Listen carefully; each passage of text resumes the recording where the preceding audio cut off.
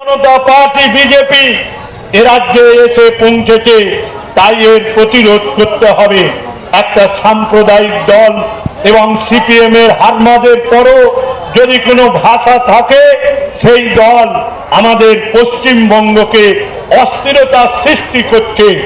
একদিকে কেন্দ্রীয় সরকারের মাধ্যম দিয়ে তারা উন্নয়নের টাকা আটকে দিচ্ছে, রাজ্যের 100 দিনের কাজের টাকা, গরিব মানুষের বাড়ি তৈরির টাকা, রাস্তা তৈরির টাকা, জিএসটি ট্যাক্স বাবদ টাকা, প্রায় 2 লক্ষ হাজার কোটি টাকা আজকে আমাদের আটকে রেখে দিয়েছে। আবার এসআর এর নামে আজকে ভোট কেটে পিছন দরজা দিয়ে ক্ষমতায় আসার চেষ্টা করছে এই ভারতীয় জনতা পার্টি। আমাদের নেত্রী মমতা বন্দ্যোপাধ্যায়, আমাদের নেতা অভিষেক বন্দ্যোপাধ্যায়, তিনি নির্দেশ দিয়েছেন যারা এসআর এর নোটিশ পাচ্ছেন হিয়ারিং এর জন্য, তাদের পাশে আমাদের সর্বস্তরের কর্মীদের দাঁড়াতে হবে। তার কারণ আমাদের নেত্রীর নির্দেশ, একটা ভোট যেন এ রাজ্য থেকে যেন ভোট নষ্ট না হয়, বিজেপি যেন এসআর এর মাধ্যম দিয়ে কেটে দিতে না পারে। সেজন্য ভোট রক্ষা শিবিরগুলো যেগুলো আছে 14 ফেব্রুয়ারি পর্যন্ত চলবে এবং প্রতিটি ব্লকে, টাউনে, এসডিও অফিসে যেখানে যেখানে নোটিশ ধরাচ্ছে, যাদেরকে নোটিশ ধরাচ্ছে তাদেরকে আপন ভেবে তাদের পাশে দাঁড়াতে হবে।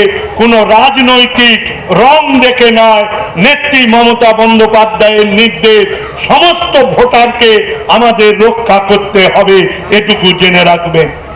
বিজেপি ময়দানে নেই, তারা সিবি, ইডি, নির্বাচন কমিশনকে দিয়ে নামতে চাইছে। আমিও পূর্ব মেদিনীপুর জেলায় দায়িত্ব ছিলাম, আমরা দেখেছি সেখানে বিজেপির কাউকে খুঁজে পাওয়া যায়নি। এবং এই যে নোটিশ দিচ্ছে হিয়ারিং এ, মানুষ ক্ষিপ্ত হচ্ছে। নোটবন্দি করে লাইনে দাঁড়িয়েছিল, গ্যাসের লাইনে আধার কার্ড সংযোগের জন্য লাইনে দাঁড় করিয়ে দিয়েছিল, ব্যাংকের বইয়ের সাথে আধার কার্ডের লিঙ্ক লাইনে দাঁড় করিয়ে দিয়েছিল, আবার লাইনে দাঁড় করিয়ে দিয়েছে এই এসআর এর নোটিশ ধরিয়ে। তাই আমি আপনাদের বলবো, এই যে কেন্দ্রীয় সরকারের সাধারণ মানুষকে এই যে লাইনে দাঁড়ানোর যে চক্রান্তের কর্মসূচি, এর বিরুদ্ধে সর্বস্তরে তৃণমূল কংগ্রেসকে আমাদের ঐক্যবদ্ধ হতে হবে। আর একদিকে উন্নয়নের পাঁচালী, 14.5 বছরে কি উন্নয়ন হয়েছে, উন্নয়নের পাঁচালী নিয়ে সর্বস্তরের কর্মীরা বাড়ি বাড়িতে আমাদের পৌঁছাতে হবে।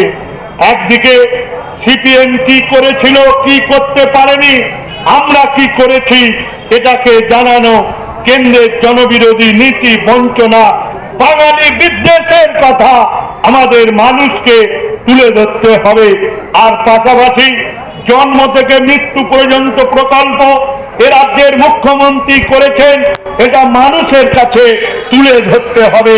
এবং জেনে রাখবেন, মানুষই একমাত্র পারে বিজেপিকে বাংলা থেকে উৎখাত করতে।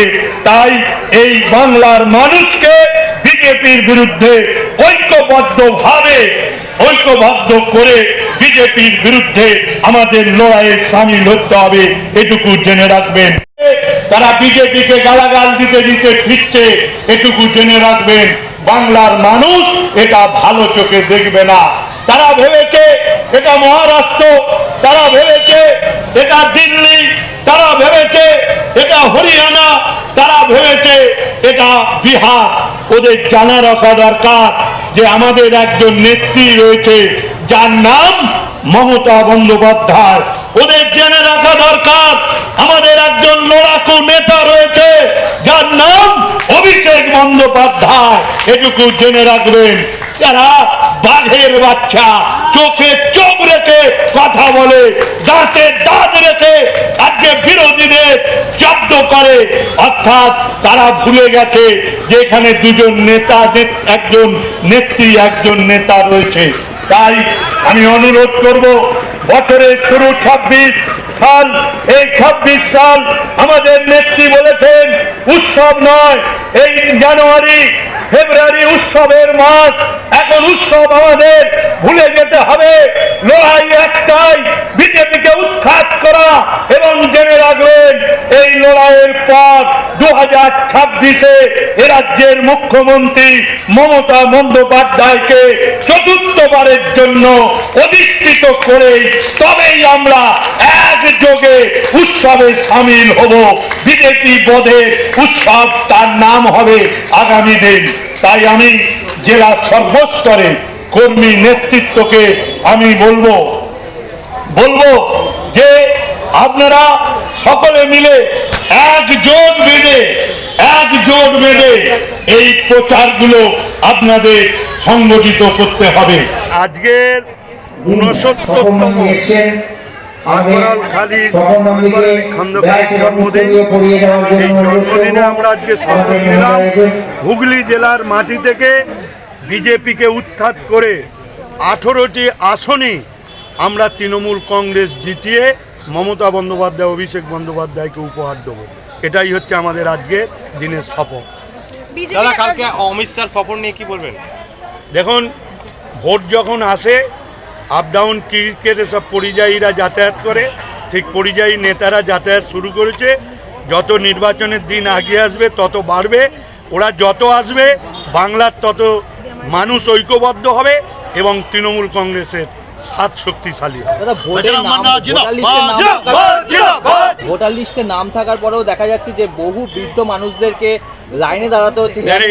এটা সম্পূর্ণ হচ্ছে একটা চক্রান্ত। তারা ভোট কেটে পিছন দরজা দিয়ে রাজ্যের ক্ষমতায় আসতে চায়। জেনে রাখবেন, বিজেপির সেই কৌশল যেটা মহারাষ্ট্র, দিল্লি, বিহার, হরিয়ানায় করেছে, এখানে সেটা সম্ভব নয় কোনো মতে। 26-এর আগে দেখা যাচ্ছে যে চাঙ্গা হচ্ছে দিলীপ ঘোষ, কি বলবেন? দেখুন, ওটা ওদের দলের ইন্টারনাল ব্যাপার। কে উঠবে, কে বসবে, কে পার্টি অফিসে চা বিক্রি চা বসবে, কে নেতা হবে, সেটা ওদের ব্যাপার। এতে কি ভোটে কোনো